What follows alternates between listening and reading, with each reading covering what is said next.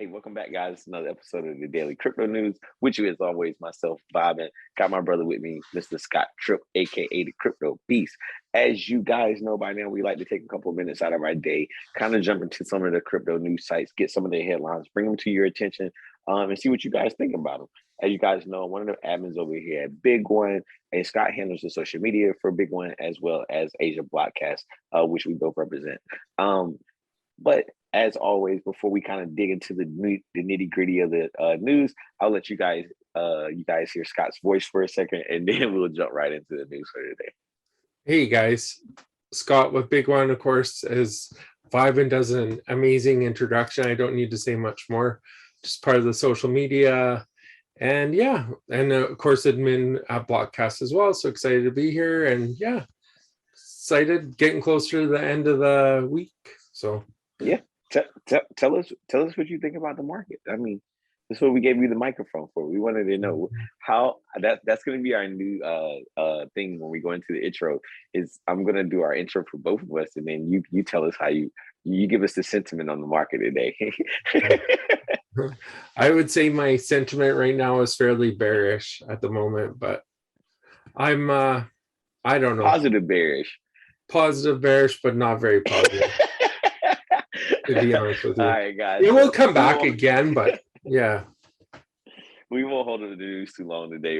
Just wanted to have a little fun to kick things off a little bit different. But to jump right into the headlines today, we're actually going to jump. My first article is going to be coming from Coin Telegraph. And the headline reads, Cardano network at record capacity due to Sunday swap launch. But not all users hail as it as a success. So to get a little bit into this, according to both Cardano Insight and Pool PM, the Cardano ADA network maintained a record capacity for nearly 2 weeks due to the launch of decentralized exchange Sunday Swap, the first of its kind to go live on Cardano. At the same time, the TVL for the ADA blockchain reached a record of approximately 80 million, despite the recent fall in their token's price from the ongoing down market. Many enthusiasts took social media to celebrate the milestones. However, the phenomenon on the network nearing full capacity due to the addition of just one DEX raised questions about its utility. Although scaling solutions are coming soon, one of the Reddit users said, I dislike this because it paints a picture of Cardano's blockchain being overloaded and struggling to handle the load. This could scare investors away from Cardano and make them think that it's not a reliable blockchain. So not all went smooth during the Sunday Swap launch either. Some of the reports was failing transaction, and people went to social media and talked about it. And at the time of the publication, they're still alleging that the DEX orders remain unprocessed despite supporting them a few days ago. So Sunday Swap tweeted out and said, we just released an update to our page. You should now be able to see the approximate queue depth of a pool. Simply click to expand the order for more info. This update should provide additional info on the current state of congestion. So it just kind of looks like they're trying to work things out. They kind of labeled it almost like as a debacle, just because it was only one thing that launched. It was just a DEX, and it kind of people weren't able to get transactions to go through. Things was failing, and just showed like I kind of mentioned it sometimes, Scott. I don't think people realize, as much as people want to be maxi about one blockchain, we don't realize that if one of the blockchains had to handle, let's say, 20% of the entire population, none of them has been tested to that point. You understand? There's a small percentage of people that are involved. So, I mean, taking this and reading through this, it just goes to show, like, Cardano is doing things to add some TVL and to get things building on the network. But at the same time, we got to make sure these networks are secure and it can handle the load of the transactions once they do get some of these things to go through. Yeah, definitely. My first article, I guess I want to talk about, is this interesting NFT concept that was made by serial, I believe it was anyways. It says serial entrepreneur Gary Vaynerchuk. First Gary spoke, V. Gary V, yeah. First spoke about his NFT restaurant concept in August 2021. But months later, and far from being a passing fancy, more details about the Fly Fish Club have emerged, including how much each membership will set you back. And basically, it talks about it here. The exclusive eatery will be a members-only establishment with membership verified by NFT ownership. However, food and drinks are payable in the usual manner. Flyfish Club co-founder and CEO David Rodolitz points out that the concept is about more than just access. Rodolitz says NFT memberships are tradable assets, enabling a flexible and potentially profitable experience. 1,151 NFT memberships were recently released. Standard memberships went for 2.5 ETH, approximately 7,900 at the time, and it includes lounge and seafood restaurant access. Whereas Omakase membership was sold for 4.25 ETH, approximately 13,485 at the time. It offers above plus access to reserve the 14-seat omakase room operated by a master sushi chef. And then it says memberships have popped up on OpenSea currently. The lowest price standard is going for 4.99 ETH, 12,300, and the cheapest is priced at 12.8 ETH, $31,600. Yeah. And then you got to pay for your food once you get there. Like, I mean, it's like one of those things, right? It's like one of those high society type of early experiences, right? Where you could go in, and you see it now with in different townships. I know for us, we have things. One I know is called like the Moose Lodge, and it's like it's a bar where people could go in that they're a part of. And they gotta have a membership, but you get drinks for cheaper, and the food there is a little bit cheaper and things like that. So it's kind of like bringing that presence into the NFT world. I think it's kind of a cool experience. I definitely would look forward to it. I'm not sure that in the current, well, right now in the current market I wouldn't purchase it, but let's say in a couple of months, if things are super low and I can get into that restaurant for $1,000, then I'll definitely buy my membership. I think it'd be a cool experience to be able to experience it, especially with everything that's going on in NFTs and in the time that we're in right now. But to go over to my second article of the day, we're gonna jump over to coinspeaker.com, and the headline reads: MoonPay launches world's first credit card checkout for NFT purchases. So crypto payment infrastructure provider MoonPay has gone live with this first of its kind card checkout initiative for NFT purchase. Crypto payments platform MoonPay has launched the world's first credit card checkout for NFT purchases. The plug and play service means that users can now buy NFTs without using crypto, and excuse me, and it's available to brands, creators, and marketplaces. So in addition to the NFT checkout card, also allows payments to go through major channels. These include Apple Pay, Samsung Pay, Google Pay, SEPA, faster payments, wire transfers, open banking payments, and AHC transfers or ACH transfers, excuse me. And some of these items purchasable with money fiat include digital art, music, and different collectibles. So this is going to be really cool. The CEO went ahead and the CEO said we are already radically simplified cryptocurrency transactions. NFTs were the obvious next step. Hold the potential to transfer the way we build. So strengthen and maintain powerful human connections, not for a centralized few behind walled gardens, but for anyone and everyone on the planet who is ready to become a part of this powerful movement.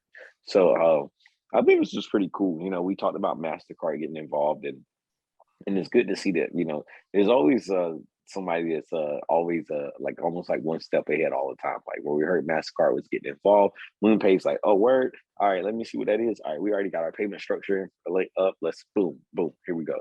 So this is going to be really good. I mean, I'm not sure how this will affect crypto in the long run. Because credit essentially is a debt, right? So like, kind of adding debt to the NFTs right upon purchase. I don't know, kind of going down the road long term, it could get a little weary, and it could be more governized. But we'll pay attention to it either way. I think it's good news for people who want to use MasterCard or anything to purchase things online, and this just makes them more friendly. Yeah. It's definitely make it more centralized for sure by doing that kind of in a way. Mm-hmm. My next article is on, and we've been talking about this for a couple of days. Wonderland CFO outed as ex-convict. Well, not this part. And I don't know how to say Quadraga CX co-founder Michael Patrian. Wonderland Treasury Manager has been identified as Michael Patrian, a convicted criminal and co-founder of defunct Canadian crypto exchange Quadraga CX. Patron is expected to step down from his position pending a vote of whether he should be reinstated into the Wonderland team. Why are they even having a vote after this guy? So they found 450 million in his wallet, and apparently the money's been moving around. This is all just rumors on Twitter Space and stuff, but they're saying that the coin is operating as usual. When people found out about it, it did drop the price a bit. But I mean, they need to look into the bigger picture of what happened with this guy in power, obviously. Like, I don't think he's the best person to be running a treasury for a cryptocurrency that at one time was offering 1,000 times APR return for people that were investing. It was a silly amount that they were promising people of a return. And I've seen myself personally online, a ton of people investing in it, TikTokers talking about it. It was on YouTube. It was everywhere when it was going on, and people were throwing their money in it left, right, and center. And for the way it dropped price recently, it was almost like it got rug pull in a way. So there's got to be some heavier things going on there. And I'm sure we're going to probably hear in the near future. It's still very much early on. So yeah, we'll definitely be paying attention to that. That's going to be a really interesting topic. I'm pretty sure you'll hear more about it in the upcoming future, probably really soon. yeah. But then jumping over to my last article for the day here, the headline. Oh, sorry, we're going to go over to Cointelegraph, and the headline reads: Axie Infinity devs release governance token for rolling blockchain to mix player response. So as a user tweeted out, SLP still on the ground, LOL. If this coin stays like that, I'm going to quit Axie, man. So he was the disgruntled guy, obviously. But on Thursday, Sky Mavis, the creator of the monster block game Axie Infinity, released a much anticipated RON governance token. The token is based on the Ethereum side chain Ronin network, and it proposes to include a paying for transactions on Ronin staking and participate in community of proposals. So, something like a DAO. They say that Ronin's obviously been hyped about it, and Axie's been hyped about it, but just on social media, some people are like so hyped for your new coin, but none of the dares care about the status of SLP. LOL. Always saying that about the very long journey. So SLP will remain downtrend until your pocket is full of your investors' money. There's a lot of people that's kind of upset, man. I think the tough thing about some of these protocols and some of the people that's involved with it, Scott, is some people that are playing it are in less privileged areas, I would say, right? So when they lose money or they're using this as a means of support, even though it may be a smaller amount of money in some other areas, like, potentially where you live at or where I live at, some of our viewers, um, they're looking at it as somebody's taking something away from them, and or somebody's not giving them a way to succeed anymore, right? So you're going to get a lot of backlash. I think a lot of the FUD generated news that we hear today is because it comes from people, and that are really looking for a change, right? Like, and all of us are looking for income, right? But some people are looking for change within that income. But without going too far into it, I mean, I think, what Axie is doing, going ahead and releasing this other token, I mean, it always going to give two sides, right? Where people are going to think it's a good thing because you can add some new liquidity into the ecosystem, but then you're also going to get the people who's like, well, what about the other token? It's already going down, right? Like, if you couldn't maintain that one, how are you going to maintain another one? So I think it'll be interesting to see how this plays out. I think Axie was kind of due for I mean, it was due for a retrace. I mean, this was one of the things that outperformed everything, almost everything in the last bear run. So, and it was released in the bear run. So, I like what they did. I think they may be trying to replicate the formula what they did with SLP with the RON, but we'll pay attention to it, and if some new news comes up, we'll definitely bring it to you guys' attention. Yeah, for sure. And I guess my last article is a little bit of a doozy, but I think it's important to talk about. White House is preparing executive action to regulate crypto as a matter of national security. The White House has reportedly preparing an executive action that will instruct federal agencies with regulating cryptocurrencies as a matter of national security. A person familiar with the matters told Barron. According to the source, the National Security Memorandum, which is expected to be released in the next few weeks, would assign a portion of the government the task of, oh, that's weird. We got a few more minutes, but it's okay. Government, the task of analyzing digital assets and putting together a regulatory framework that would cover cryptocurrencies, stablecoins, and non-fungible tokens. In particular, those involved in the initiative would be the State Department, Treasury Department, National Economic Council, and Council of Economic Advisors.